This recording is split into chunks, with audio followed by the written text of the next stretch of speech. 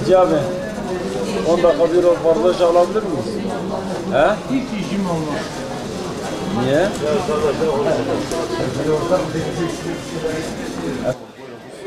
Arabanın 5 numaralı perona geliyor. Sil petrol. Aynı yolculukla iyi günler diliyoruz.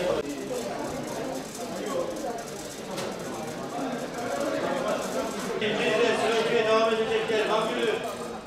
İyice Cizre, Silopi'ye devam edecekler. 2019 Covid hastalığından, salgından sonra ilk defa bir bayram yoğunluğu yaşıyoruz bu bayram. Bunu 9 günlük bayram tatili şeyine bağlıyoruz. Bir de şey var, uçak biletlerindeki yükseliş, bir de sefer sayılarındaki kısıtlama. Bunların hepsi bayram yoğunluğunun etkenidir. Dönüşlerimiz çok yoğun, gidişler nadir. Tam anlamıyla dönüşler bayram. Bunun daha iyi olması için devletimizin bu ekonomik iyileştirmeler yapılırsa daha da iyi olacağını tahmin ediyoruz. Özellikle dediğimiz gibi daha önce röportaj vermiştik.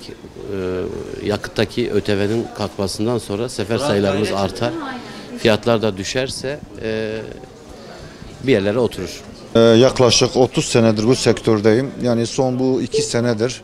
Yani biz resmen artık tükenmek üzereyiz. Mazot fiyatları gittikçe gidiyor zaten. Bu mazottaki KDV yani belimizi büktü. Şu an gelen yolcularda dikkat ederseniz hepsi bayram için, Kurban Bayramı'nda oradan gelen yolcuları. Burada kimse gitmiyor. Burada fiyatlar çok yüksek olduğundan dolayı olur da birkaç tane gençler okul tatil olmuş oraya gidip çalışmak için gidiyor. Aile olarak kimse artık eskisi gibi ailesini alıp tatile çıkamıyor. Akrabasının yanına gidemiyor. Yani bizim tek isteğimiz yani bize bu mazotta bir KDV oranını düşürmeleri, yani mazotun biraz daha düşük olması ki hiç olmazsa insanlarımız rahat bir tatile gitmesi, rahat bir ailesini ziyaret edebilmesi için, gençlerimizin gidip orada çalışması için yani artık resmen yani şu an bizim sektör tükenmek üzeredir. Burada şu an İstanbul'a kadar 650 kesiyoruz ki insanlarımız düşünebiliyorsun bir asgari ücret çalışan bir insan 4 milyar maaş alıyor. Evini mi geçindirsin, çalışmaya mı gitsin? Ailesini tatile mi göndersin, bir yere gezmeye mi gitsin yani. Fiyat bize de yüksek, zaten insanlara daha da çok yüksek. Düşmesi için mazotun düşmesi lazım, KDV'nin düşmesi lazım yani. Yani devletimizin buna bir el atması lazım yani. Eskiden bayramda 20 gün öncesinden başladı yoğunluğumuz. Ek arabalar açıyorduk, ek seferler açıyorduk. İnsanların mağduriyetini gideriyorduk. O insanlar ailelerine gidiyordular. Evlerine, bayram tatillerine gidiyorlar. 2 yıl ne var? Hiçbir şey yok. Yoğunluk var ama gidip gelemiyorlar. Kısa mesafe çok. Adamın evi Antalya'da, burada memur gidemiyor.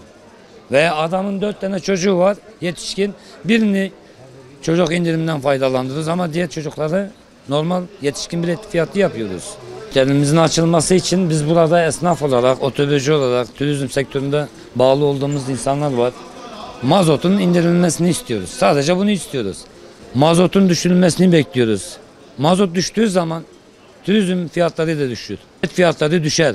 Her şey mazota bağlı. Fiyat düşerse insanlar güzel seyahat yapar. Kazanırız da insanları sevdiklerine ulaştırırız. Bayram tatillerine ulaştırırız. Görevimiz insanlarla hizmet etmek.